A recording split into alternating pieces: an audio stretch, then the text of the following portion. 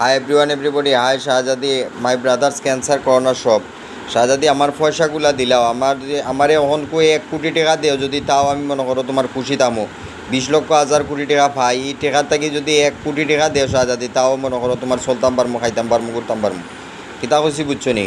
এখন আমি টাকাটা পাইতাম না নি, আমি টাকা না পাইলে মনে করো তোমার আত্মহারা না নি।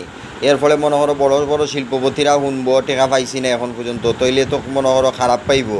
ই যাতে খারাপ পায় না, তুমি আমার টাকাটা দিলাও 20 লক্ষ 1000 কোটি টাকা, এর মাঝে 1 কোটি টাকা অন্তত পক্ষে দেও, নয় চলতাম পারতাম না শাহজাদি।